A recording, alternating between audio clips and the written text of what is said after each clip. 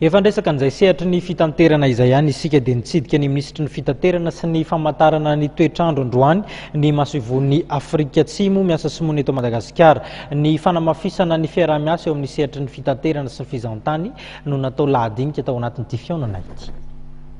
Vonina nitondra ny traikefany amin'ny fampandrosoana ny Madagasikara i Afrika Atsimo. Isan'ny voatra zany nandritra ny fisidihana ara-panajana nataon'ny masovoan'ny Afrika Atsimo miasa eto Madagasikara Andriamatoa Gert Johannes Grobler, any ministry ny fitanterana sy ny famantarana ny toetrandro Andriamatoa Andriatina Ulrich tetsy amin'ny Braony Jenosy.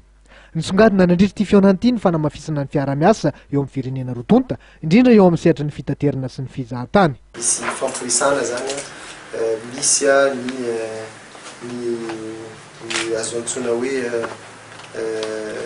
fifandraisana amin'ny sehatra ny fitanterana sy ny fizahantany.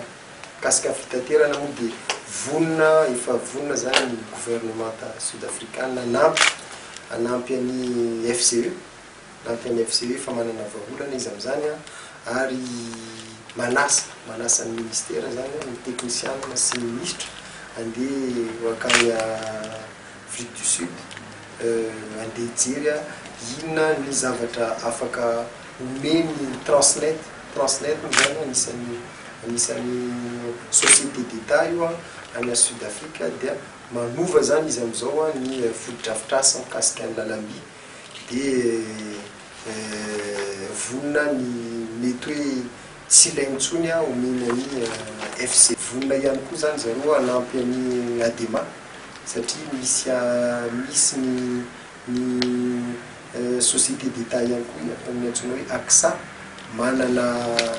manana enti-manana anampina an'ireny seranam-piaramanidina maro eto Madagasikara, na Sainte Marie zany na ny Tamatavy na ny Fianarantsoa dia afaka manampy ihany koa zany AXA misy ny antsoina zareo hoe PAC vola io hoentina manampy ny firenena andalam-pandrosoana.